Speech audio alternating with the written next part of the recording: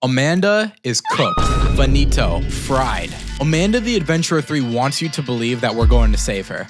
But what if I told you the game is lying to you? What if Amanda, or rather Rebecca, is already beyond saving and has been for a very long time? And to prove it, we're gonna crack the mystery behind one of the most infamous tapes in the entire series, Everything Rots. Sometimes I feel myself rotting. Was never our solution hiding behind us. We don't even have any conclusive evidence that would suggest that she's still alive. Circulation is stable, but brain activity is severely affected. Hold your head from over here. No higher calling. There's only suffering.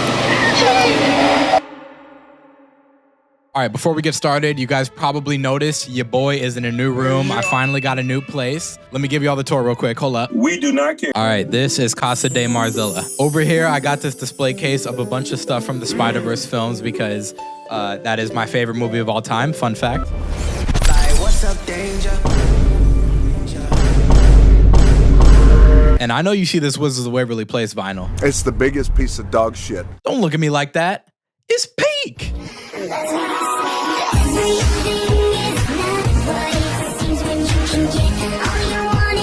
That's my childhood right there. Don't play with me. All right, let's get back to the video. So this theory all came to me from the ending of the Amanda the Adventurer 3 demo. In it, we follow one of Aunt Kate's unknown associates infiltrating the Hamlin base of operations. After completing the VHS tape and getting captured, we're shown this cryptic message. It starts with find Rebecca, then glitches into find Amanda, until finally it settles on find a her. And this instantly set off my spider sense. It's like even the game itself doesn't know whether Amanda and Rebecca are the same person. At first, I brushed it off. I mean, it's just a teaser for the full game, so no need to overthink it, right? Wrong. Well, the more I looked into it, the more I realized this message isn't just a teaser. It's foreshadowing something huge about this third installment. Keep it in mind because by the end of this video, it'll become a lot more important. Also, real quick, if you do end up enjoying the video, please consider subscribing. It's free. You can always change your mind if you're not messing with me like that. And if I reach 10K by the end of 2025, then I'll drop a diss track on Wooly. Wait, what did he say fuck me for? Oh, y'all ain't know I can rap like that? Psh, coach, show him the vid. Call me George, the way I be curious, ape shit delirious, rhyme fast and furious. All right, back on topic. Before we can understand what this demo message means, we need to go back to the beginning. We all pretty much know Amanda's backstory by now. She was based on a real girl named Rebecca Colton, Sam's adoptive daughter and the original face of Amanda. After their homemade show gained local popularity, Hamlin Entertainment picked it up and turned it into a full-blown cartoon. But Hamlin wasn't just a studio. They were a cult, as we all know. They used an ancient artifact called the Crown of Stag to trap Rebecca's consciousness inside the show, binding her to a demonic entity, and she's been stuck in there ever since. And as for what happened to Sam, no one really knows. Most likely he was murked by Hamlin and buried in the woods somewhere. So yeah, Rebecca is still trapped in the show as Amanda. But in Amanda 2, we actually get a glimpse of her real body, surrounded by Hamlin surgeons. It's creepy, but more importantly, it confirms one thing. Her body is still alive and somewhere in Hamlin's facility, which raises the big question, can she be saved? Before we try to answer that, we need to go back, not to the hospital, but to one of the most infamous tapes in the entire series. Everything Rots. Now, the whole theme of this episode is things rotting, like this sandwich. Brother, Or this old fox. But the reason I say that this tape is the most infamous is really because of this one moment towards the end. Sometimes I feel myself rotting. Wait a minute. Wait a minute. But it feels far away.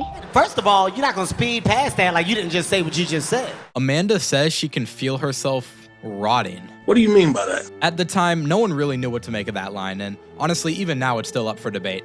It's such a strange thing for Amanda to say, and it could mean a few different things. Is she hinting that Rebecca is dead and her corpse is literally rotting? Or is she somehow still connected to her real body, wherever that is? For the longest time, I couldn't really figure it out either.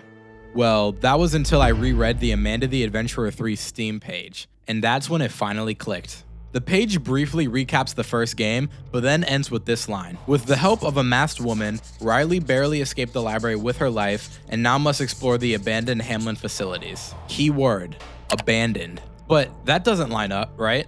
The demo takes place in what is clearly an active facility.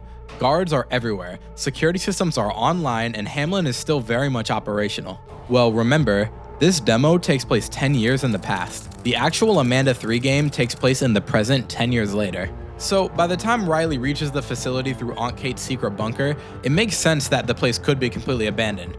No guards, no staff, no one. Or at least, no one left from Hamlin. Oh my God, I burped while I was saying that. Ugh. Because while Hamlin might be gone, some things and some people are still there. Rebecca, Wooly, Jordan, aka the Possum, and all the other kids trapped in the show. Even almost a decade later, they are all still locked and trapped in that facility. She's probably still in that hospital bed, or maybe locked away in her own tank, buried somewhere deep in the facility, but potentially still alive, but probably barely. So here's what I think. I think that at some point between the demo and the events of Amanda 3, this facility was abandoned. This could be for a multitude of reasons. Maybe the demon got loose and caused chaos in the facility. Maybe Hamlin got exposed. Who knows? But why they abandoned the facility doesn't really matter for the point I'm making. What matters is that they left Rebecca behind, still hooked up to all the machines and medical equipment, keeping her consciousness inside the show, but with no one left to monitor her, or even keep her alive. So when Amanda says, "I can feel myself rotting," I think she means it literally. Her body's been lying in that facility for years, decaying in real time. And that's not even the only piece of evidence I've got. In fact, I'm about to hit you with probably the most groundbreaking clue I've ever presented in one of these theories up until this point. This sandwich. What? Yes. This sandwich we find on the conference room table in Hamlin headquarters is a critical piece of evidence. Stop the cap. No, I promise I'm not capping. This sandwich isn't just a random sandwich. We've seen it before. In the exact tape that I've been talking about up until this point. Everything rots. You're right. This sandwich is stinky. What are you showing me? Hey, come on! That's right. We can literally see this exact sandwich rotting in this episode. And if Hamlin's facility really was abandoned, like I said, then I think that this sandwich is a subtle metaphor. A metaphor for Rebecca's body, which is rotting away in that same forgotten facility just like the sandwich. Yup, everything rots indeed. I honestly cannot tell you how happy I am that I cracked the mystery behind the Everything Rots episode. Outside of the theory, that in itself is a win. Win, win, win, win. But that still leaves the big question. Why can't Rebecca be saved? I mean, yeah, her body's literally rotting, but it's possible that she's still clinging to life. So what's stopping us from saving her? Well, to answer that, it's time we finally return to the message at the end of the Amanda 3 demo. I don't think that this final message is just teasing the plot of the full game. I think it's a subtle clue to Amanda's fate. The way that it glitches, cycling from find Rebecca to find Amanda to just find her, it's almost like the game itself can't even tell them apart anymore. As if there's no line between Amanda and Rebecca, no identity to separate and no person to save. So what if Amanda can't be separated from Rebecca? What if her rotting body and her digital form are two halves of the same corrupted consciousness? And what if the only way to save her is to end her life entirely? Jesus Christ. Sounds like a dark theory, right? And maybe it would be easy to brush off if this glitchy message was the only piece of evidence. But it's not. Because the biggest piece of evidence, it comes from something I mentioned in my Aunt Kate theory. Now, if you're new to my theories and haven't seen that video, don't trip, just watch it after this one for context. But the core idea is this. Kate Park, who's Riley's aunt, was secretly investigating the Amanda tapes and at some point infiltrated the Hamlin facility through her secret bunker. And the whole reason behind this operation was she was trying to save Rebecca. And she discovered something so terrible, so earth-shattering that it was enough for her to give up on the whole operation. Please just don't watch the tapes. Destroy them. Now, let me ask you guys something. Do you really think in good faith that if there was even the slimmest chance of saving Rebecca, Kate would have walked away? No. No, she wouldn't have. Remember, Aunt Kate isn't just some concerned family friend. She was one of the original promoters of the Amanda show. You know, I really have to thank our local librarian, Miss Kate, for being such a champion of the project. I think she's talked about it at every single story time.